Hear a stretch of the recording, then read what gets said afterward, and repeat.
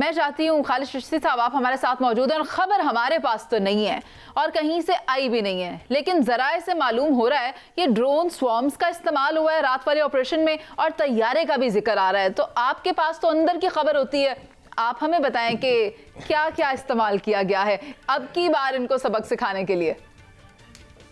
नहीं, मेरे से ऐसी कोई बात नहीं है कि मेरे पास अंदर की खबर होती है। सिर्फ कुछ भी, क्योंकि हमने इफेक्ट क्रिएट करना होता है। हमारी जो मुसल्लह अफवाज हैं, चाहे वो आर्मी हो और एयरफोर्स, ख़ास तौर पे इस एरिया में तो ये दो फोर्सेस ज़्यादा इन्वॉल्व हैं। हम ये नहीं देखते कि क्या इस्तेमाल किया जाना चाहिए और किसने इस्तेमाल करना चाहिए। देखिए, मिलिट्री में होता है इफेक्ट क्रिएट करने होते हैं, उसमें मोस्ट सूटेबल वेपन लिया जाता है, चाहे वो ज़मीन से शेलिंग हो या तोप का कोई गोला अगर कारगर होता है तो फिर ज़ाहिर है हमने फाइटर जहाज़ भेजने की ज़रूरत नहीं होती।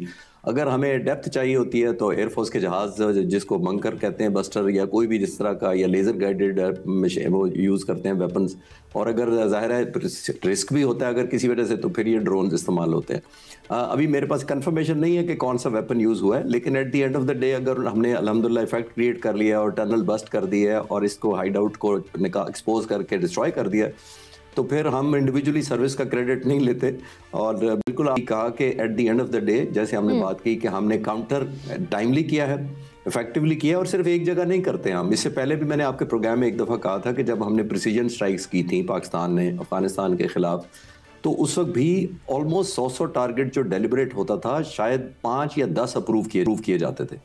इसलिए नहीं कि हमारे पास डाटा कंप्लीट नहीं था या इन्फॉर्मेशन एक्यूरेट नहीं थी या हमें एग्जैक्ट पोजीशनिंग उनकी नहीं पता थी। खालिद चिश्ती साहब, पता कलामी की माजरत, लेकिन ये जो ड्रोन स्वॉर्म है इसके बारे में बताएं। ये वही ड्रोन है ना जो रशिया ने यूक्रेन में इस्तेमाल किया है और पाकिस्तान ने अफगानिस्तान के अगेंस्ट? ये जो स्वॉर्म या ड्रोन या ये जो लॉइटरिंग मुनिशन होता है मुनीज़े, ये बुनियादी तौर पर एक वेपन होता है। 10 से 20 किलो इसके बाद एक्सप्लोसिव होता है इसके अंदर लगा हुआ, और ये अब बहुत ज़्यादा दुनिया में अब इस्तेमाल, पहले से तो इतना नहीं हो रहा था, अब लोगों में रियलाइजेशन हुई है। ख़ास तौर पर जो मई का जो कॉन्फ्लिक्ट हुआ था, पाक फ़िज़ाइया ने जो 10 तारीख को जो हमले किए थे इंडिया पर, वो ऑलमोस्ट आधे ड्रोन से किए और आधे फाइटर जहाज से। मैं सिर्फ रेशो आपको इसलिए बता रहा हूँ कि आपके व्यूअर्स अप्रिशिएट कर सके कि कितना ज्यादा अब इस्तेमाल होना शुरू किया है। पूरी कौम अप्रिशिएट करती है। एग्जैक्टली। तो अजरबैजान की अभी आर्मेनिया से जंग हुई थी, उसने तकरीबन मुश्किल से शायद चंद हफ्तों में ये जंग कंक्लूड कर दी थी, क्योंकि तुर्की के बने हुए ड्रोन और लॉइटरिंग मुनिशन इस्तेमाल कर रहा था और आर्मेनिया के टैंकों को और सबको उसने इतना ज्यादा हिट किया था कि ऑलमोस्ट 10,000 स्क्वायर किलोमीटर का इलाका उसने वापस ले लिया था, जो आर्मेनिया के पास 30 सालों से उनके जेरे साया या जेरे कंट्रोल था, वो विड्रॉ कर लिया था उन्होंने। तो ड्रोन्स की इतनी ज्यादा न्यू फॉर्म ऑफ वॉरफेयर हो गई है, बिकॉज ये एरियल है, लॉइटरिंग होता है, काफी जिद्दत आ गई है और उसके साथ साथ अपग्रेड भी कर लिया गया है सिस्टम को। जाते जाते ब्रेक पर मैं समरेज सालिक साहब चाहती हूँ आप मुझे थोड़ा एनलाइटन कर दें कि बाबे दोस्ती के हालात कैसे हैं, क्या उसको कोई नुकसान पहुंचा है? नहीं, मुझे मनीज़, I am so sorry, I would admit कि मैं उस पे ग्राउंड पे जो सिचुएशन है उसके ऊपर बहुत ज्यादा करंट नहीं उस वक्त राइट था। लेकिन मैं ये कहना चाहूँगा कि ये मतलब है जो अफगानिस्तान है, जैसे पहले कहा गया कि इट इज़ बिकमिंग अ सोर आई फॉर एंटायर वर्ल्ड, चाहे नेबर्स हैं चाहे यूएस है, वहाँ पे भी ये प्रॉब्लम्स आ रही हैं। लेकिन मनीज़, मैं एक यहाँ पे ये बात कहना चाहूँगा कि हमें देखना ये कि क्या रजीम चेंज से अफगानिस्तान का एटीट्यूड चेंज हो जाएगा। जो मैं समझता हूँ कि वहाँ पे जिस तरह के एलिमेंट्स हैं, अगर वहाँ पे लड़ाई जारी रहती है इंटरनली, तो हम उसी तरीके से अफेक्ट होंगे जैसे हम पहले अफेक्ट हो रहे थे। मेरी विश ये है कि वो कंट्रीज, रीजनल कंट्रीज, जो कि जिसमें ऑलरेडी उनका एक रोल जारी है, वो हाथ मिला के अफगानिस्तान में स्टेबिलिटी लाने की कोशिश करें, जिसमें रशिया, चाइना, पाकिस्तान, ईरान और तुर्की शामिल है। ठीक है, ये जा रहा है कि पाकिस्तान दिफाई मैदान में ऊंची उड़ान भरेगा और वो तो हम सभी देख रहे हैं। पाकिस्तान के दौरे किए जा रहे हैं, पाकिस्तान के साथ तैयारों की डील के भी मस्बत नताइज सामने आ रहे हैं। फिर दुबई एयर शो में जो हुआ वो भी आपने देखा, किर्गिस्तान के साथ भी पाकिस्तान ने डील की है और तुर्की के साथ भी मुआहिदा किया है, और वो भी आप देखें डिफेंस के हवाले से होते हुए दिखाई दे रहे हैं। और सबसे पहले तो सऊदी अरब के साथ किया था। लेकिन खालिद चिश्ती साहब, आप मुझे बताएं अब क्या होने जा रहा है? JF-17 थंडर के बारे में कहा जा रहा है कि पाकिस्तान आज़रबाईजान के बाद अब किर्गिस्तान को भी देगा। जी बनीज़े, ये मैं ज़रूर कंफर्म कर सकता हूँ कि अल्हम्दुलिल्लाह JF-17 थंडर वाकई बहुत सारे मुल्कों ने पाक फ़िज़ाइयों को अप्रोच किया है। देखिए, जब भी कोई फाइटर जहाज़ ख़ास तौर पर ख़रीदता है कोई मुल्क, तो उसमें 2-3 क्राइटेरिया या स्टेप्स होते हैं। पहला वही होता है जैसे दुबई में हुआ, डिस्प्ले पर जहाज होता है, उसकी परफॉर्मेंस लोग देखते हैं, एवेल्यूएट करते हैं, फिर एरोबैटिक्स करता है, जो अनफॉर्चुनेटली तेजास का जो इंसिडेंट हुआ उसमें जान के ज़िया को मैं अनफॉर्चुनेट कह रहा हूँ, वो जहाज क्रैश हुआ। एरोबैटिक्स या फिजिकल डिमॉन्स्ट्रेशन देखकर जो एनालिस्ट होते हैं, डिसीजन मेकर्स होते हैं, सर्विसेज चीफ या डिफेंस मिनिस्टर वगैरह मौजूद होते हैं, वो एवेल्यूएट करते हैं कि जहाज़ कैसा है। तीसरा और मोस्ट इंपॉर्टेंट कोई जहाज फाइटर फैसला करने का होता है कि दुनिया ये देखती है कि ये बैटल प्रूवन या कॉम्बैट टेस्टेड है कि नहीं है, और अगर है तो इसकी परफॉर्मेंस क्या रही है।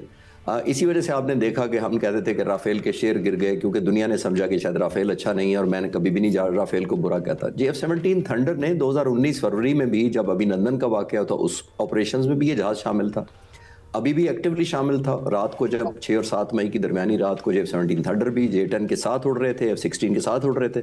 तो मैं ये कह रहा हूँ कि दुनिया ने ये देखा कि जहाज बैटल टेस्टेड है और कॉम्बैट प्रूवन है और इसने परफॉर्मेंस दी है। खास तौर पर जब PL-15 की मॉडर्नाइजेशन या अपग्रेड इस जहाज पर हुई है, जिसका मतलब ये है कि इसके अंदर आईसा रेडार जो J-10C में लगा हुआ है वही रेडार होगा या है, और दूसरा PL-15 अपग्रेड किया गया इस मिसाइल, या आपको पहले इस पे फैसिलिटी नहीं थी JF-17 थंडर पे। ब्लॉक 3 में ये ऑप्शन है, जिसका मतलब है लेटेस्ट वर्जन में PL-15 भी कैरी करता है। और PL-15 अगर आपके व्यूअर्स को मैं रिफ्रेश करता चलूँ, ये वही है जिसने ग्लोबली मेरे हिसाब से आज तक का वर्ल्ड रिकॉर्ड शूटिंग की है। 198 किलोमीटर पाक फ़िज़ाइया ने जो शूटिंग की थी, हिंदुस्तान का जो फारदेस्ट जहाज़ मारा था PL-15 से मारा था, बल्कि तमाम के तमाम जो साथ थे वो PL-15 प्लस इसी के J-10 ने मारे थे। मैं आपके व्यूअर्स को फिर रिफ्रेश कर देता हूं कि F-16 हमें मिले थे 1979 में जब सोवियत यूनियन ने कब्जा किया, 82 में हमें F-16 मिले 40, फिर 8-9 साल प्रेसलर की अमेंडमेंट अमेरिकन प्रेसिडेंट हमें देता रहा कि हम न्यूक्लियर प्लान या प्रोग्राम में शामिल नहीं हैं, इसलिए हमारी सप्लाई जारी रही।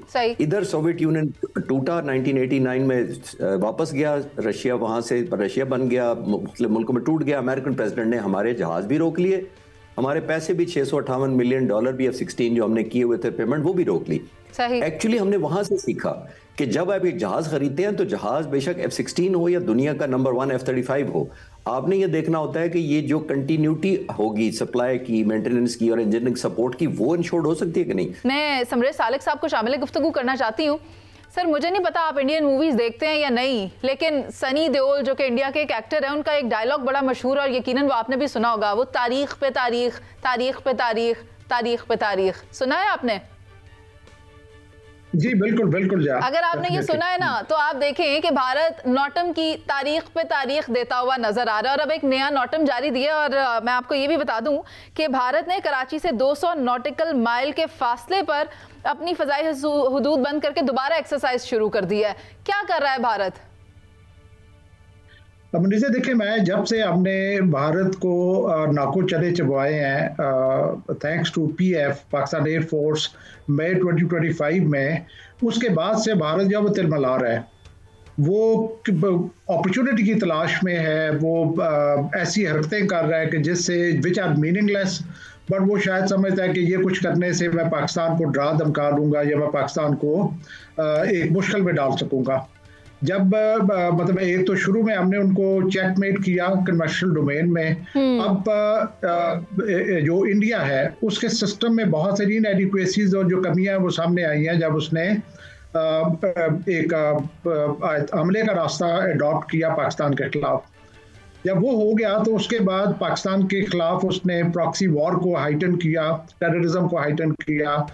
जब हमारे रिसेंटली एक क्लैश हुआ अफगानिस्तान के साथ, तो उस वक्त वो राजस्थान के एरिया में इसी तरीके की एक्सरसाइज के लिए आ गया कि शायद इससे पाकिस्तान घबरा जाएगा और पाकिस्तान के ऊपर डबल प्रेशर डाला जाए।